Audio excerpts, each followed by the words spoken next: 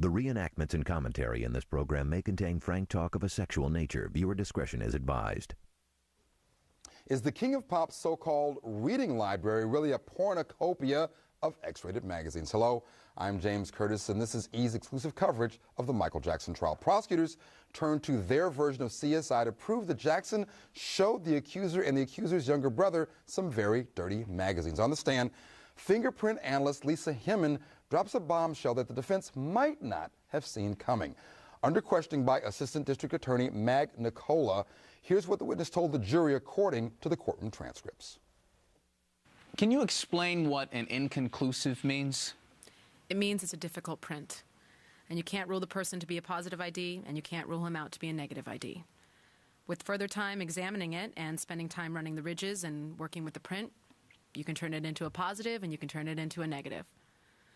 But at the time of the evaluation, at that time, we wanted to leave it as an inconclusive and come back to it because it was a more difficult print to make an idea of. Okay, with respect to that particular print, an inconclusive fingerprint is one that you believe belongs to a particular person. Objection leading. I'll rephrase it, Your Honor.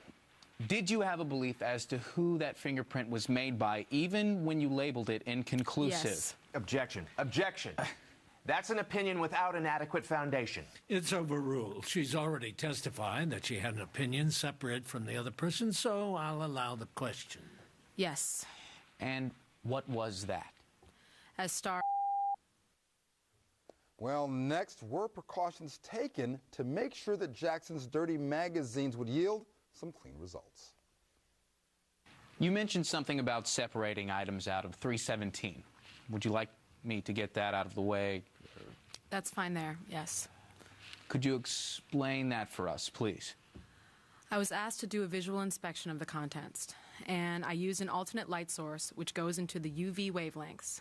And when you look, search for body fluids, they will fluoresce under the UV light. And anything that seemed to fluoresce, it could be body fluids, but it could also be other things. My job was to find the items that weren't on the paper when they were published. They were placed there later. It could be anything that fluoresced. And I separated those items out for further testing. And when I did that, I repackaged them into another bag, and I sent them to the Department of Justice lab to find out what those fluids or deposits were. How did you mark on a specific item where you suspected there may be some kind of body fluid or other substance that was foreign to the magazine or picture? I sent the entire item to be re-inspected by the Department of Justice. I also put a yellow tab, a Post-it note, on the page that I suspected, but I also requested that the Department of Justice reevaluate the entire magazine or piece of paper. Okay, and did you keep a log of the items that you separated out of the briefcase? Yes, I made a separate property form when I separated items out. Do you recall which date you sent it to the Department of Justice? On my report, I specify it as 2504. Do you have a signed receipt? Yes. And what is indicated on the receipt? 2404. Calls for hearsay. 2404. Just overruled. Next question. And how did you deliver the item to the Department of Justice? I delivered it by hand. It came directly from our secure lab to their secure lab. All right, Ricky Kleeman, this fluid's other indications that we don't know what it is yet, possibly, maybe.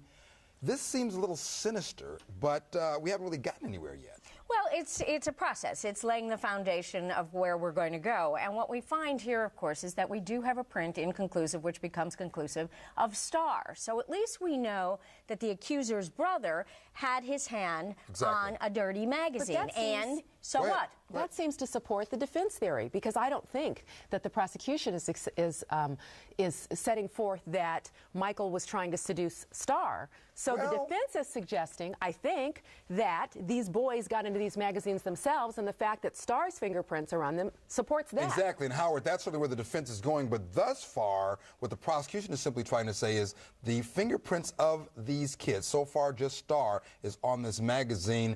We're probably looking toward, and we'll see if it materializes, Michael Jackson's print is also on the magazine along with one of the kids' prints. Well, according to this witness, it's going to be whatever the prosecution determines. She says you can turn it into a positive or you can turn it into a negative. So let me see. It's inconclusive Right. unless I'm working for the prosecutor No. and I want to. Ricky, this is what her testimony says, and if I cross-examined her, that's what she would But isn't end that up a fair saying. point, though, Ricky? Wait. That's not at all what she means. What she says is she's got a print. They've run it. They haven't gotten to all the little ridges and whorls yet. We know it's a print. That is, there are sometimes you get something that you say you can't identify it at all. And then she gets the matches, and it matches to Star. But what difference does it make? Timing is important. Yes, Michael Jackson perhaps looked at these magazines at some point. At some other point, these boys got into it. You said along with. The fingerprints were along with. We don't know I those along with. said The that. timing of it Let's is be important. clear. Objection misstates the record. Let me be clear. What I said was that's what we would expect from the prosecution that they would show. We haven't seen it yet. But they though. can't make that claim because, of course, you can't date the fingerprints. But we do know that we don't the even know if we children- have both Michael Jackson's and one of the kids. And that doesn't matter because the children simply say that these are where the magazines are, this is where you can find them, and at the time of the seizure, they're found. All Big right, deal. the debate Big deal. will continue on cross-examination. Defense attorney Robert Singer brings up that old Aretha Franklin factor. Yes, that's a legal technical term. Chain of custody. Will explain it. Was it broken, though, dealing with this evidence? So you would, based on your experience, you would say that the yellow seal represents The original seal. the sealing on November 18, 2003. Yes. And then you see at least one seal from later in November of 2003. Is that correct? Yes. So that implies or suggests to you, based on your training and experience, that somebody broke the yellow seal, opened the briefcase, Yes. and then resealed it. Resealed it. And how many other, or were there any others between then? Yes, there's one other, 11404. Okay, so on the 14th of January 2004, somebody else apparently did the same thing, which was at least open the briefcase and then reseal it. Yes. And you don't know what any of those people did with the contents of the briefcase during those two incidents between the original seizure and January 20th? No.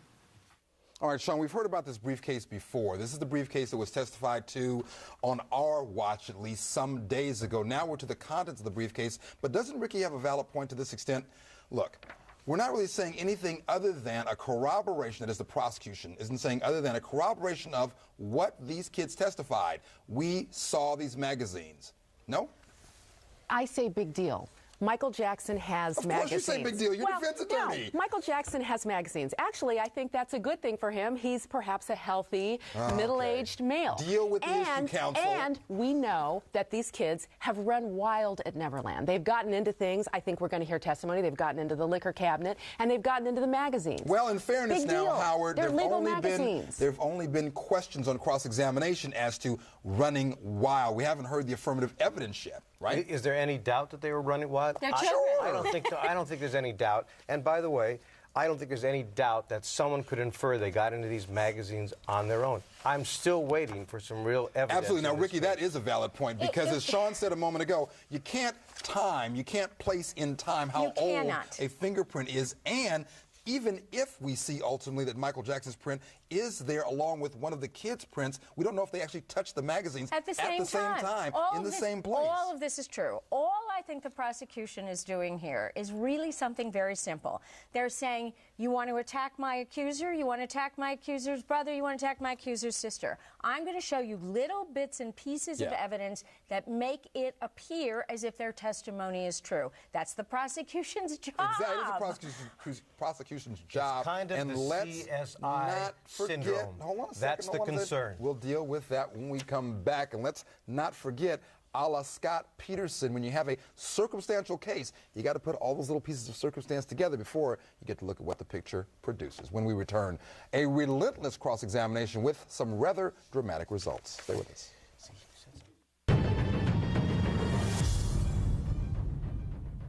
The reenactments and commentary in this program may contain frank talk of a sexual nature. Viewer discretion is advised.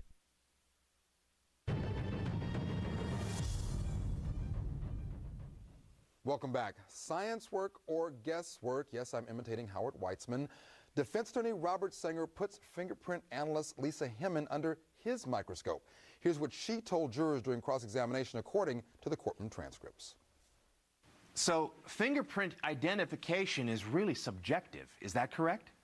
Yes. In other words, it's up to somebody who has training or, in other words, or whatever their background is, to look at the latent and look at the rolled print and make a subjective determination that they believe that it's the same person. Is that right? Yes, with training. And we have indicated with a couple of examples, and I won't go into any more particular ones with you right now, but there have been a number of other notable misidentifications of prints in recent years, have there not? Yes. The materials in the briefcase are lawful to possess by an adult in California. Is that correct? I believe so, yes. Most of it's commercially available in one sense or another. In one sense or another, I guess, yeah. In other words, some of you can buy at a newsstand, others you might have to buy at a specialty store of some sort, but they're available, right? Yes. All right, all you armchair Johnny Cochrans out there, make a mental note. Subjective. Subjective is the watchword on that testimony. Here's what happened on redirect examination. I'd like to show you Penal Code Section 313.1 and ask you to read it to yourself. Subparagraph A. I'm sorry, is this to refresh recollection? If it's not, it's improper. It's improper to read in court? That's such a good straight line, there's got to be an answer, but I don't have one, Your Honor. It's not proper to have the witness read something unless there's a foundation laid refreshing recollection. She's being asked to read a law book. I never heard that objection. Have you read it?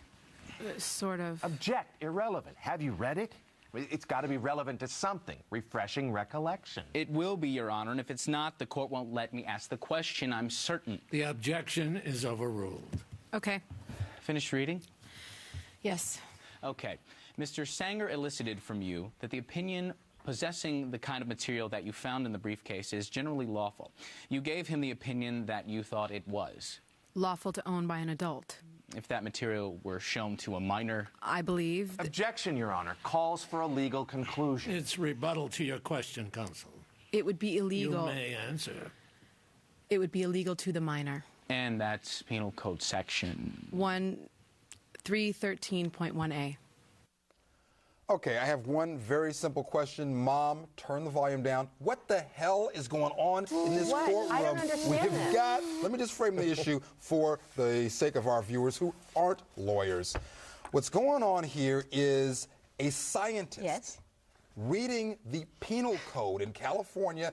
That's the book of laws that have to do with criminal conduct, even though criminal conduct is located in other books as laws. She's a scientist. Why is she reading a law book? Well, she shouldn't be allowed to read the law book. Frankly, neither should a police officer be allowed to read the law book. This is really simple. First of all, we have to say Michael Jackson is not charged with showing adult material to a minor. That's not a charge. Even if we look at it as part of the fabric of the case, when you get to something like this, if the prosecution wants to say it's illegal for me to show little Johnny a dirty magazine, well, then the way to do it is the prosecution introduces the law for the judge to take what they call judicial notice. This is pretty amazing, I have to say. Now, let me take it in a slightly different direction. Even though this is highly out of the ordinary, highly unusual with respect to what's happening, what we just saw here, didn't, nonetheless, the defense open the proverbial door when he asked this scientist about whether or not it was lawful for Michael Jackson to possess this stuff? Yes, it was a question I would have counseled him never to ask. But what bothers me the most, this is a question for the jury to decide whether conduct violated a particular section of the penal code. And he's not even charged with that. Yeah, that's correct. So you have a witness telling the jury what they're supposed to find when they consider the facts and the judge's instructions. I've never seen anything like this. And what else is disturbing? The judge seems to act like he doesn't understand what the problem is. Right. Sean? Where has this guy been? Exactly. I mean, the defense attorney is so confused. Like, what's going on? And the judge is like, sit down, counsel. Yeah, this is what's going on. We've all had those days in court. Your Honor, I'm going to put you on the bench for just a second. How would you have handled it as the judge? I would have said, what are you doing, counsel? This is completely improper. Maybe call them up to the bench and have a little private conversation. And all you say is, you just say to the prosecutor, if you intend to introduce this, is get me the copy of By the way, law. Hold on. I got to leave it right there for a second. I got to get back into this piece of tape. Earlier, prosecutors called, this guy is so hard to control. They called the chief of forensics for, get this, the Secret Service That's not a state of California agency, folks. This is a state of California case. The name Antonio Cantu to the witness stand, but in cross-examination, defense attorney Robert Singer tries to use this witness, of course, to his own advantage. You certainly wouldn't want to take, for instance, a container with all the materials and take it to a grand jury and book it into evidence and then take it out months later and do fingerprints, would you? Well, let me make a point here, if I may. Before you make the point, is that what you would prefer to do or not? Not necessarily. Okay, you would prefer to do the fingerprint evaluation first, before you go book something into evidence before a body, whether it's a grand jury, a trial court, or anything else, right? Yeah. You would expect to do the analysis first. Okay, and were you aware that the fingerprint analysis in this case wasn't done for over a year after the items were seized? Objection, argumentative, beyond scope. Overruled. Very well. First of all, Were you aware of that, was the question, sir. I was not aware that they were a year old. Without belaboring this too much farther, there is such a thing as degradation of evidence, correct? Yes. And degradation basically means that over a passage of time, with or without other factors, evidence can degrade so that the ability to analyze that evidence becomes more difficult. Is that correct? Not necessarily. Excuse me. I didn't ask necessarily, so let me ask the question again so it's clear. Degradation involves something deteriorating over time, correct? Yes. Okay. And you're familiar with that in all sorts of areas of evidence besides, other than, let's say, fingerprints, correct? Correct. Okay, and degradation can take place because the underlying material on which the evidence is deposited starts to degrade, correct? Correct. Degradation can take place because there is, in fact, a chemical change in, we're talking about fingerprints, the actual fingerprints that are left on the item, correct? Correct. And just based on degradation, you can end up with a less clear, latent print than you might have had, say, a year before. Is that correct? Again, I'd say not necessarily. I didn't ask necessarily. I said you can... Objection, he has answered the question. I would like to... Just a moment. Overruled. I'm asking, is that something that's reasonably possible, that over a period of time, there can be degradation of a fingerprint, a latent fingerprint? It is. All right, second note for the day to all the would-be trial attorneys out there. The first one was subjective. The second one is degradation. We'll explain a little bit later. But can a little degradation or contamination change your fingerprints? That's what Assistant District Attorney Gordon Auchincloss wants to know. Is contamination, any form of contamination, going to affect whether or not that fingerprint changes to look like someone else's fingerprint? I'm going to object. The witness, it's beyond the scope of his professed expertise to do comparison. This is not a comparison question. The question is chemical. Chemically based upon... Excuse me, Your Honor, there's an objection pending? I'm going to sustain the objection. I'm sorry? I'm sustaining the objection. Okay. Can a fingerprint of one person morph into that of another person with a passage of time or contamination? Objection, Your Honor. It's beyond the scope of his expertise. He has stated that contamination is not within his area of expertise, counsel. Is there any chemical process, irrespective of contamination, any physical process that you are aware of that will cause a fingerprint of one person to change and turn into that of another's? Objection. Comparison is outside his scope. I am asking him a chemical question. This is his area of expertise, the chemical formation of fingerprints. I object to speaking... Sustained. The question will be allowed. Okay. Sir, chemically, I could only say that the chemicals of the fingerprint residue can possibly change. But as far as the pattern, I don't think so. All right, Howard Weitzman, chomping at the bit is really an understatement for you today, young man. No more caffeine for you. We've got a couple of watch words today. Are you kidding me? Yeah. Okay, I want to deal with three so we can get them all in right now. Possibly change. We saw that word with the psychologist about possibly could be lying when they're telling the truth with respect to kids. Degradation or contamination, and subjective. Let's deal with this degradation contamination issue first. Go ahead. Well, I learned something this morning. I never knew there was such a thing as a chemical question. What a great concept. Of course, I have no idea what it means. Degradation, it can, it can't. deteriorate. It can't. That means change, essentially. It Yes. can change. Well, and It the fingerprint disappears, change. you know, Yeah. over time. That's what they're trying to say. But it But doesn't. that would make the match more difficult. Yes, Yes. but it still could make the match. Which brings us back into now, Sean Chapman-Holly, to that first issue, that first watchword, subjective. If the fingerprint is deteriorating, if it's disappearing, to put it in simple parlance, does it make it one of those subjective problems? That is, it's up to whoever's looking at it. Beauty is in the eye of the beholder. It's a print. It ain't a print. It's a match. It ain't a match. Right. And what also comes out, I think, in this testimony is, again, this witness's bias. His bias is so transparent. A very basic question is asked. He's a cop, Sean. I understand, Of course. but he won't even concede the slightest, most simple thing. Based on degradation, he's asking him a very simple question about degradation. He won't even answer that question. Well, not necessarily so. I'm not asking you Well, necessarily but he so. does I'm asking you to give a Necessarily basic so. answer, Well, and he won't give a basic answer. Sean, No, I you're can't be such that a harsh defense on him. attorney. I Go ahead, I Ricky. can can't. be.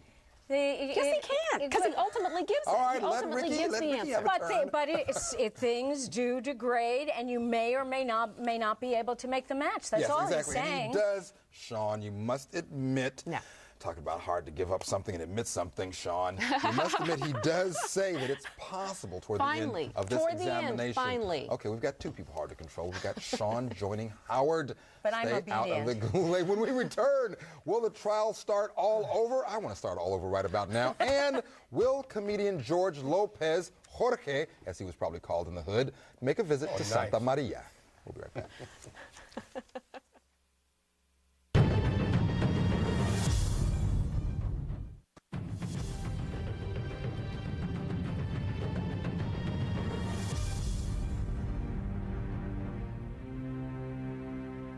In the last few weeks, a large amount of ugly, malicious information has been released into the media about me.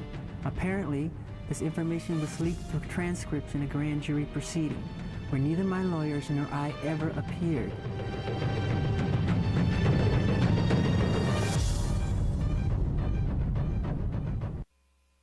The reenactments and commentary in this program may contain frank talk of a sexual nature. Viewer discretion is advised.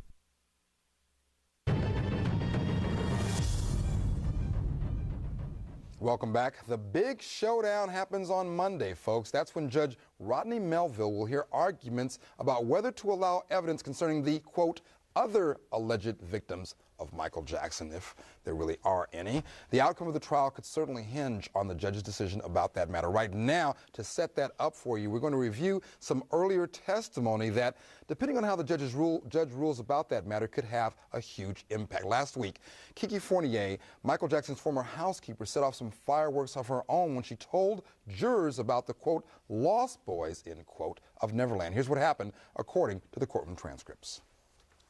Did he pick some kids over other kids to spend his time with and focus his attentions on? Yes. Do you remember any of their names? Objection. Vague as to time. Over your 10-year period?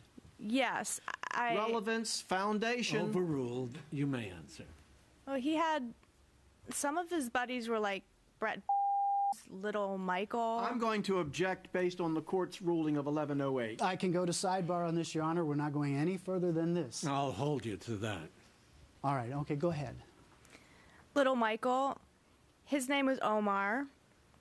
Frank, Aldo, I think Dominic. I get the two confused. Is Dominic a as well? Yes. Is that one of Frank's brothers? Yes. Is Aldo one of Frank's brothers? Yes. Any other names? Like Gavin was another person that they really took in. Macaulay. I can't really think of anybody else right now. Do you know an individual by the name of Jimmy? Yes. Was he one of them? Yes. How about... Yes. All right, Ricky, with respect to what happened, changing gears, take a breath, changing gears from this compelling and riveting forensic testimony to one of the biggest issues in this trial, whether or not these other alleged victims will be in this courtroom, if not embodied, certainly in testimony. Well, certainly it's the case. It is the case. If incidents come in concerning 1993, 1994, other accusers of Michael Jackson, the case is over for Michael Jackson because a juror is going to say, in essence, where there's smoke, there's fire. I also predict if it comes in, which we'll know about I think, on Monday, if the judge is actually going to rule on Monday, is then I say Michael Jackson does testify, because then he has nothing to lose. Howard, you agree? No. I don't agree. I think, as I've said all along, the train's on the track, and the judge may very well let this evidence in. You think it's coming in no matter what, though? Well, not no matter what. The judge could get a flash of sanity and act. Now, Howard, be kind. Let me finish. I'm being kind. Clearly, there's an issue as to the credibility of the alleged victims in 2002. Sure. The only way the prosecution, in my opinion, can bolster that up is to bring in another alleged victim. And by the way, are we going to try that case? Yes. How do you determine? Yes. You mean these victims, 2003? These victims. And the alleged victims in 1993. Yeah.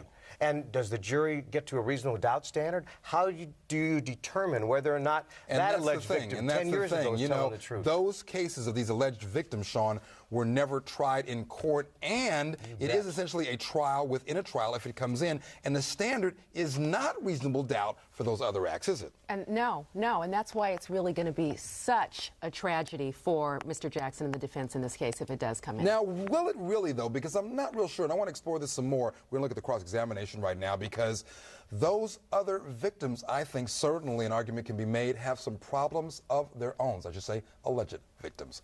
Now, the witness named some names that did not make Michael Jackson's defense team very happy at all. Defense attorney Sanger demanded that some drastic measures be taken. What Mr. Auchincloss did specifically was not only ask a question to which a witness responded out of the blue, and named names. And I'll just avoid saying the names right now, but it's already in the record. And everybody will see it, I'm sure. But, you know, that can happen. You tell your witness there are certain rules, and the witness gets up on the stand and they're nervous, and all of a sudden you ask a question and they blurt out things that they're not supposed to say. That's not what happened here. What happened here was that the witness came up with one name, which was Macaulay, and Mr. Auchincloss, not being satisfied with that, went back directly to the very list of names that he has in his 1108 motion that he's been asking the court to be allowed to go into, and the court said no, not until we rule on it. He went down with leading questions, went down the list of people that the court has already indicated you can't get into until we have a hearing on it. So what do? As my former colleague in this case used to say, we have to do something more than nothing. And I think that's precisely what we have to do in this case. And I think the only proper remedy is to grant a mistrial. None of us, believe me, wants to sit here and start this case over again. But you can't unring the bell. They've gotten into specific names and specific allegations that they were told not to get into, and here we are. Yeah, but what's in a name? District Attorney Tom Sneddon said the defense was making much ado about nothing. Howard, sorry about that Back to Shakespeare reference, but we'll try to tone it down in just a minute. Here it goes. First of all, the court's 1108 motion dealt with specific allegations of misconduct on the part of the defendant involving other young boys. There was no attempt to elicit that information from these witnesses. There was no intent to infer that there was any improper conduct on the part of Mr. Jackson with the individuals. The questions were directed totally at the witness with regard to who were people who came to the ranch and visited Mr. Jackson on certain occasions. And frankly, given the court's ruling on staying away from the 1108 areas of misconduct, I can't see how, frankly, it comes within the purview of just simply asking whether these were individuals who came to the ranch during a particular point in time, involving the period of time in which this person was an employee at the ranch. To declare a mistrial or not to declare a mistrial, that is certainly the question. We'll have Her Honor, Judge Ricky Kleeman, give her perspective on that in just a little while. But for now, Judge Rodney Melville gave this answer. One has to keep in mind that this isn't the first time that the jury's heard that name. And even one of the questionnaires for service of jury was to ask the jurors what they knew about the alleged 1993 or the 1993 alleged incident. And it's come up. 1993 has been mentioned by other witnesses. So it's not like this is the first, nor will it probably be the last time it's mentioned. So I'll deny the motion for mistrial and any request for sanctions.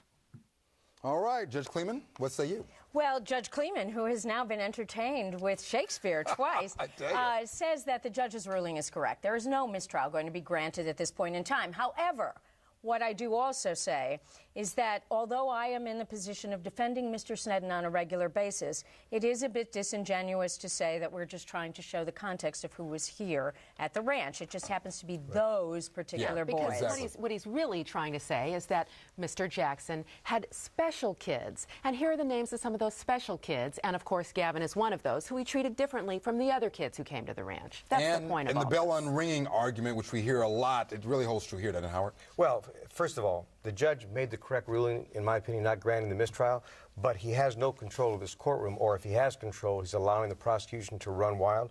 He should have said to Mr. Sneddon, look, clearly you put those names in for a particular purpose. Don't do it again. Remember what I said when this trial began, and adhere to those rules. But, where was the defense attorney on their feet objecting to this testimony? When we return, the district attorney spells out exactly what he hopes to prove.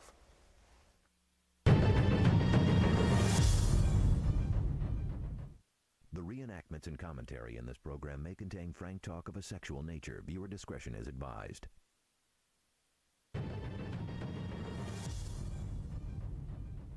Welcome back. For the last month, prosecutors have been up to bat, but are they hitting home runs or simply striking out? We're going to take a look back at District Attorney Tom Sneddon's opening statement so we can fill out our scorecard for the week. Here's what he told jurors on that very first day of trial, oh, so many weeks ago. All this according to the courtroom transcripts. This case is about the defendant. It's about his manipulation of the young boy's adolescence through exposing him to strange sexual behavior and introducing him to sexually graphic adult magazines. It's about how he traded on the boy's obvious and often expressed admiration for the defendant.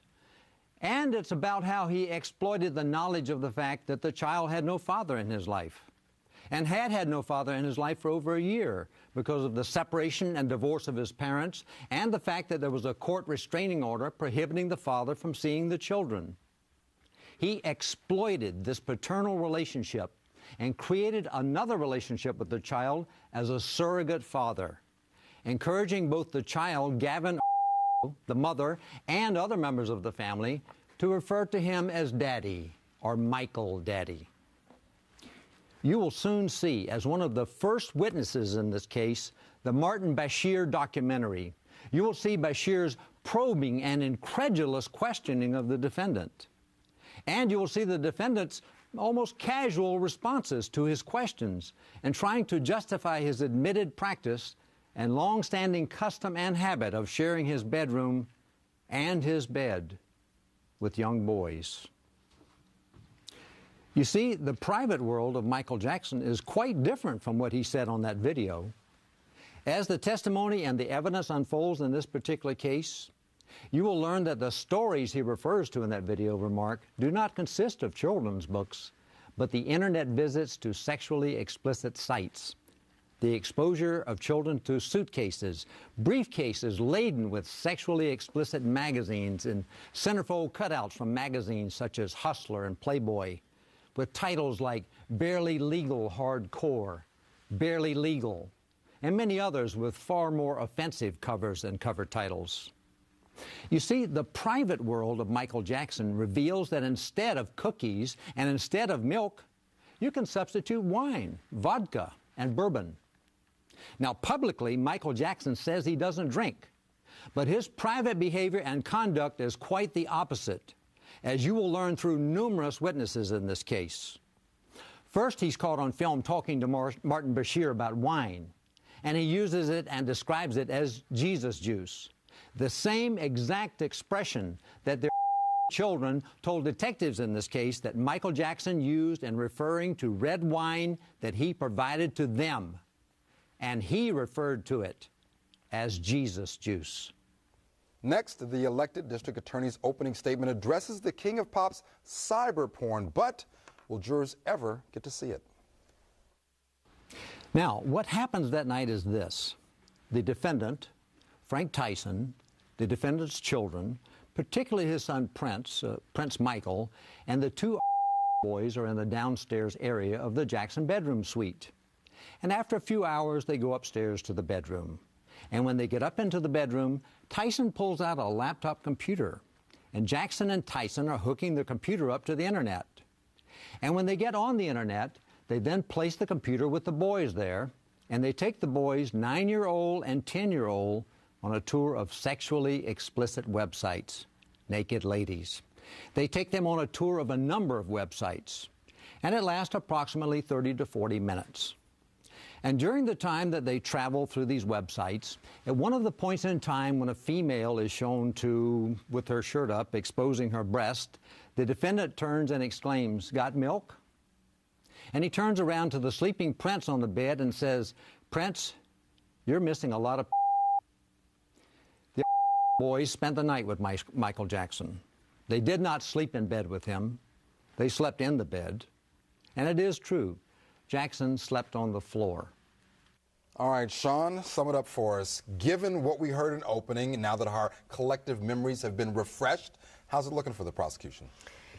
It's so difficult to tell how a jury is taking any of this. That's true. Clearly, we hear this, it sounds horrible. Yes, they've presented evidence that supports all of this. Clearly they have.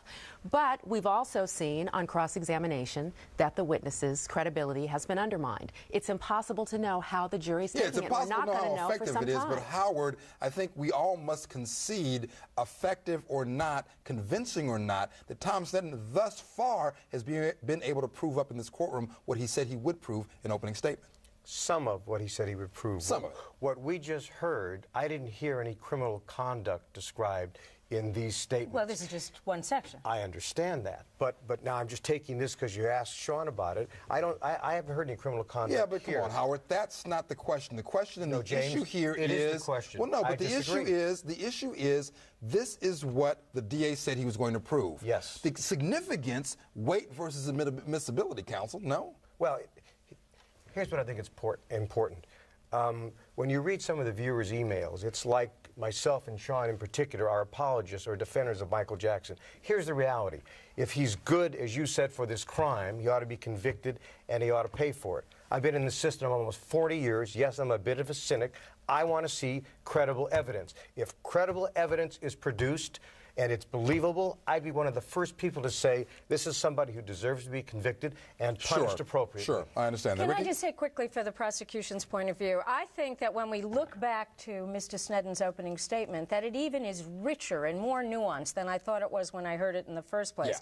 Yeah. And what we see is the private world versus the public self. And that is a very important image for this prosecutor that lasts with this jury. Absolutely, and even though Howard Weitzman doesn't like it, it does provide some significant context. Don't look at me like that, Howard. Next, here's what the district attorney claimed that we'd hear from the accuser and his younger brother, as well as his sister. The question for you and for us, we heard from them, but is this what they said?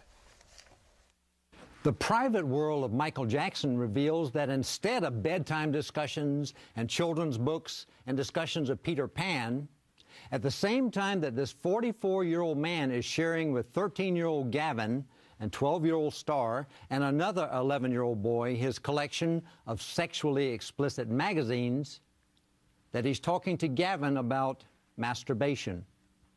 And he's telling him that it's normal, that it's okay, and that everybody does it.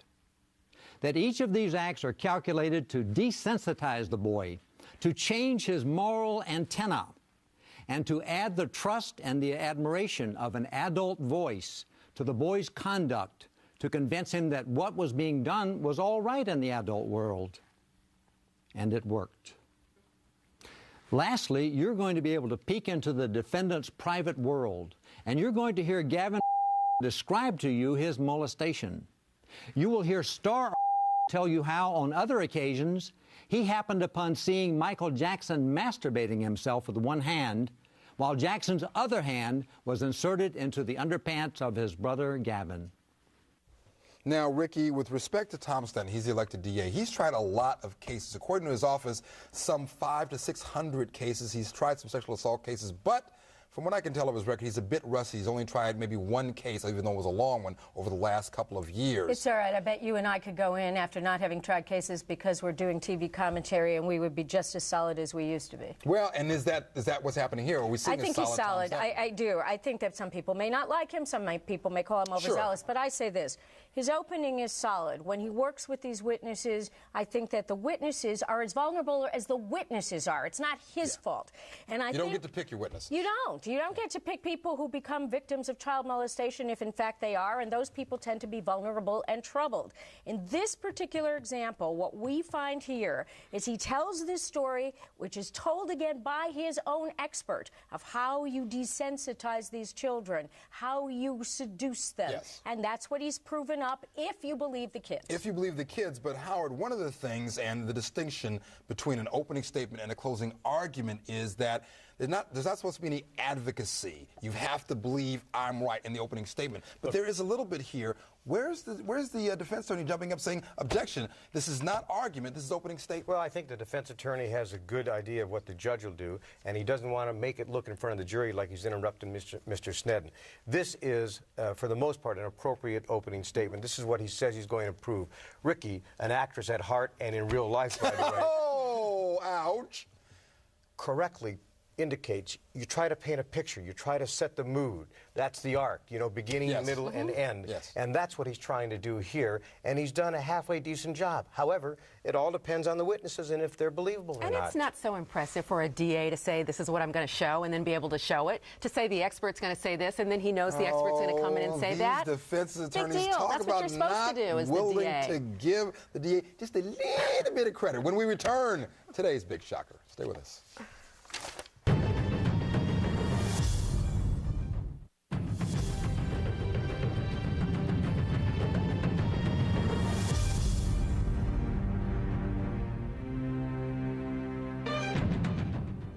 I am not guilty of these allegations, but if I am guilty of anything, it is of giving all that I have to give to help children all over the world.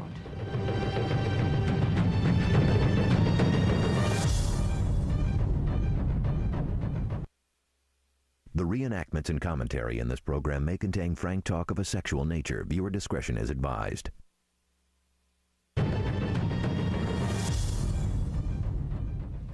Welcome back. Here's a riddle. Can you still call something a surprising twist if we're expecting surprising twists every day? Well, this bit of news may have surprised defense attorney Tom Mesereau, surprised us a little bit. Here's what happened according to the courtroom transcripts. I just wanted to notify the court we were able to resolve one of the issues that was pending before the court. Over the last break, I spoke with Mr. George Blancart, who is George Lopez's attorney, and we are agreeing they are withdrawing their opposition to the subpoena that had been issued by the defense. In fact, Mr. Lopez will be testifying for the prosecution, we expect on Monday. Here we go, folks. George Lopez. Way cool, I say. What the heck is he going to testify? All we've heard so far is that the dad thought he stole some money from the kid. How's that help the prosecution? What's he I gonna don't know, say? but you know, it seems to me a bit of posturing by the prosecution to let the defense know we'll be bringing Mr. Lopez in on Monday. You thought he was your witness. He's our Yeah, but fair enough, witness. but what's he going to say? I don't know. What he's going to say is probably the story that we expect him to say. This is the issue that you have been telling the prosecution to do for these many weeks. Take the wind out of the defense sails. Don't let the defense do this. Do it first as the prosecutor. And I bet what happens, let's assume the story is correct about the grifting of the $300 in the wallet. It's not a grift from Mom. Exactly. It's a grift from and Dad. that was the only thing I could think about, Howard. It's going to be testimony along the lines, looking into our crystal ball. It's bad dad, not bad mom or bad kid. What do you think? Honestly, I don't get it. I hope George Lopez will be entertaining as he is when he's working, because if I'm the prosecution, I think they made a bigger issue out of an issue that's not that big. George Lopez, by him testifying, they could open the door for all kinds of fruitful cross-examination. If it was me, I wouldn't have taken the chance. And certainly, Sean, you have to agree that this idea, this story that George Lopez was accused by Dad of taking money is not good for the prosecution. No, it's not good for the prosecution. And I continue to say it's not bad for the defense that it's the dad and the mom. Notwithstanding the fact that Mesereau puts it all on the mom in his opening, still, it makes for a not believable kid or kids if you've got two parents. But dad's out of the picture when these allegations happen. But does that spill over on the whole family? Well, that's it for today. Be sure to watch our exclusive Michael Jackson coverage with Howard Weitzman, 10 a.m. tomorrow and 4 p.m. right here on E! You guys are on fire today.